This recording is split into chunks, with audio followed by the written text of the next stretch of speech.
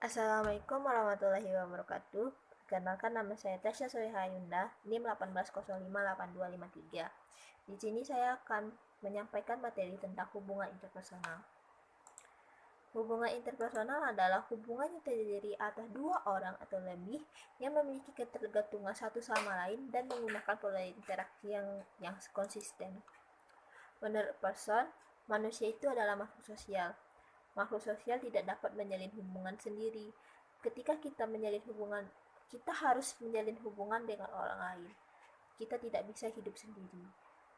Kita harus mengenali dan memahami kebutuhan satu sama lain dan membentuk interaksi serta berusaha mempertahankan interaksi tersebut.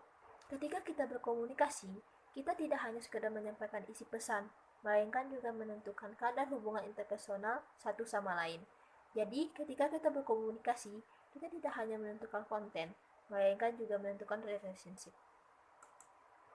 Dari segi psikologi komunikasi, kita dapat menyatakan bahwa makin baik hubungan interpersonalnya, makin terbuka orang tersebut untuk mengungkapkan dirinya, dan makin cermat persepsinya tentang orang lain dan persepsi dirinya, sehingga makin efektif komunikasi yang berlangsung di antara komunikan. Pada tahap hubungan interpersonal, ada yang namanya pembentukan. Pembentukan di sini sering disebut dengan tahap pengenalan.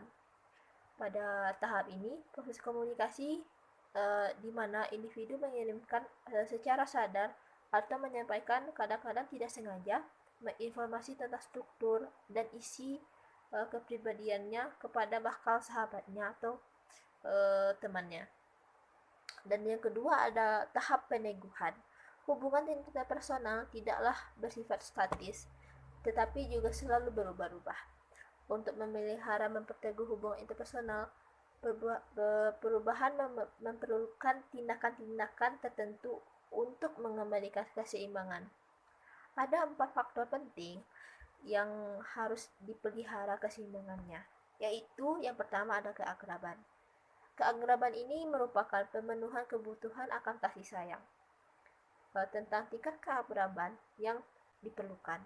Dan yang kedua ada kesepakatan, yaitu kesepakatan tentang siapa yang harus mengontrol siapa dan bagaimana.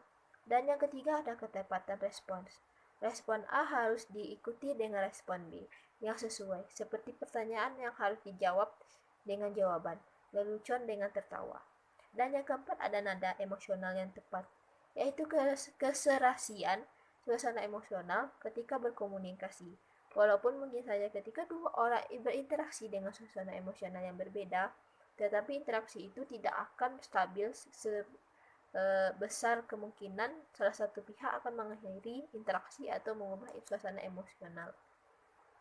Dan yang ketiga ada tahap pemutusan. Meski kita dapat menyimpulkan bahwa jika 4 faktor di atas tidak ada, hubungan interpersonal akan diakhiri. Penelitian tentang pemutusan hubungan masih jarang sekali dilakukan. Meski begitu, kita dapat mengambil analisis dari RDNY dalam bukunya Conflict Among Humans menyebut 5 sumber konflik. Yang pertama kompetisi, dan yang kedua dominasi, yang ketiga kegagalan, dan keempat provokasi, dan yang kelima ada perbedaan nilai jenis hubungan interpersonal.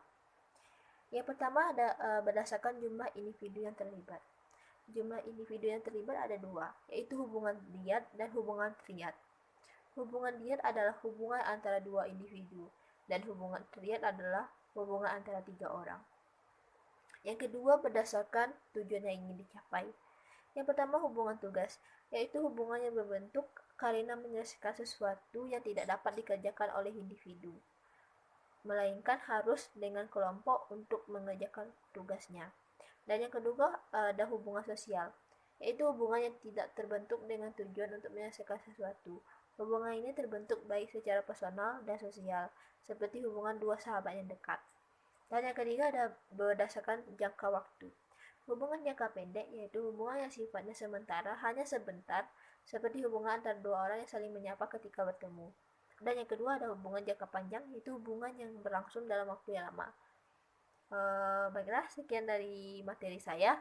Mohon maaf jika ada kesalahan dan kehilafan, dan saya akhiri. Assalamualaikum warahmatullahi wabarakatuh.